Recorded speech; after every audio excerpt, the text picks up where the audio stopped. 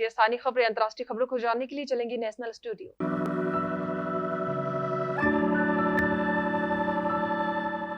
आइए जानते हैं आज की कुछ अंतर्राष्ट्रीय खबरों को। पहले एक नजर आज की हेडलाइंस पर। हापुड़ में केमिकल फैक्ट्री में फटा बॉयलर, 9 लोगों की मौत। एनकाउंटर स्पेशलिस्ट अजय पाल शर्मा बोले, अभी स्थिति सामान्य, दोषियों पर होगी सख्त कार्रवाई। मनीष सिसोदिया के आरोप पर असम के सीएम का पलटवार, कहा आप पर मानहानि का करेंगे केस। जेजेपी ने दिया निर्दलीय कार्तिकेय शर्मा को समर्थन, तो बीजेपी के उड़े होश। राज्यसभा चुनाव से पहले बसपा का बड़ा दाव, राजस्थान में 6 विधायकों को लेकर लिया बड़ा फैसला। नई हुंडई वेन्यू के इंटीरियर की फोटो आई सामने। बॉबी देओल समेत इन स्टार्स ने सीरीज के लिए वसूली मोटी रकम। 2006 में भारत के पहले मैच में टीम का हिस्सा थे डीके के अलावा सभी खिलाड़ियों ने संन्यास लिया। और स्टुअर्ट ब्रॉड ने लगाई आग, बल्लेबाजों के उड़े होश।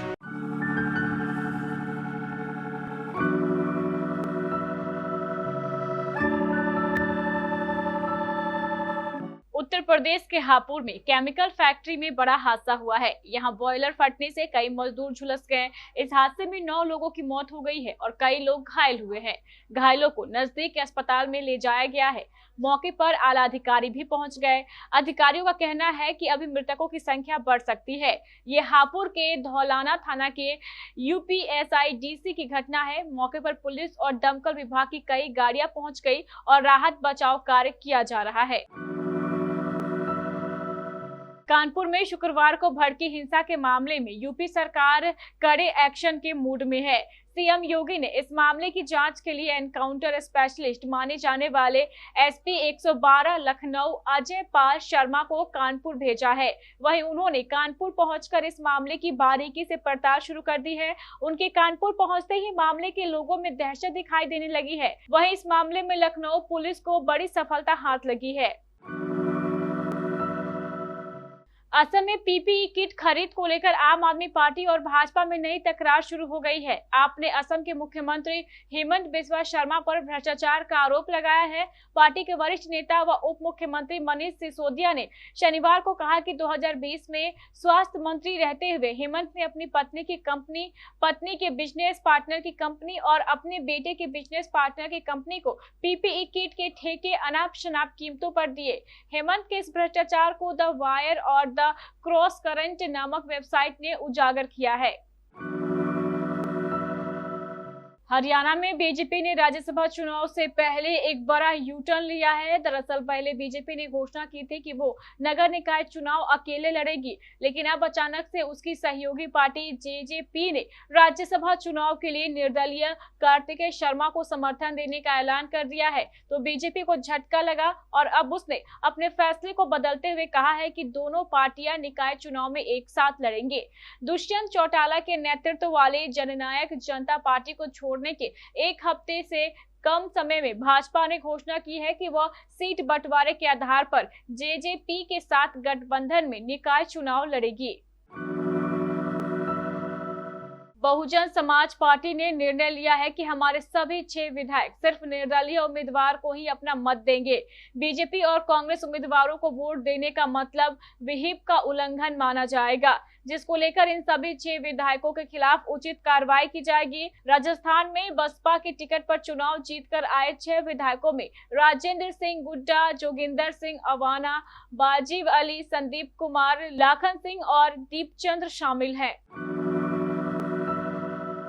हुंडई की 2022 वेन्यू फेसलिफ्ट के इंटीरियर की फोटो सामने आ गई है। कंपनी की ये मिड साइज एसयूवी डीलर्स के पास पहुंचने लगी है। डीलर के पास से ही इसके इंटीरियर का फोटो सामने आया है।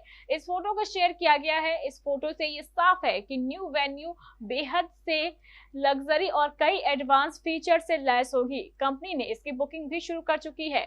कस्टमर्स कंपनी की ऑथराइज्ड डीलरशिप पर जाकर इस एसयूवी को बुक कर सकते हैं। इसके लिए 21,000 रुपए का टोकन अमाउंट देना होगा।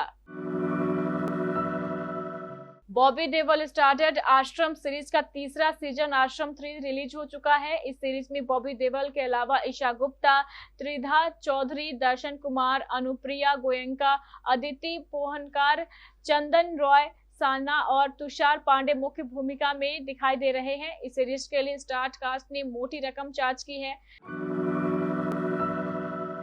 भारत ने 1 दिसंबर 2006 को अपना पहला T20 इंटरनेशनल मैच खेला था। यह मैच जोहानिसबर्ग में साउथ अफ्रीका के खिलाफ खेला गया था। इस मैच में सचिन तेंदुलकर, जहीर खान, वीरेंद्र सहवाग, अजीत अगरकर, इरफान पठान और MS धोनी जैसे खिलाड़ी थे। दिनेश कार्तिक भी टीम में थे। वहीं साउथ अफ्रीका की तरफ से Graeme Smith, Herschelle Gibbs, AB de Villiers और LV मार्केल टीम का हिस्सा थे। इंग्लैंड और न्यूजीलैंड के बीच खेले जा रहे पहले टेस्ट के तीसरे दिन इंग्लिश गेंदबाज स्टुअर्ट ब्रॉड ने मैदान पर ऐसी आग लगाई कि लॉर्ड्स का मैदान तालियों से गूंज उठा। ब्रॉड ने घातक गेंदबाजी करते हुए न्यूजीलैंड की टीम के 3 बल्लेबाजों को 3 गेंदों पर पवेलियन भेज दिया। हालांकि इसमें से 1 विकेट रन आउट था, लेकिन ब्रॉड ने जिस तरह से खतरनाक गेंदबाजी की, उसके खौफ खाकर बल्लेबाज कार्लिन डी ग्रैंडहोम के होश उड़ गए। तो ये थी हमारी कुछ अंतर्राष्ट्रीय खबरें। चलेंगे प्राइम स्टूडियो।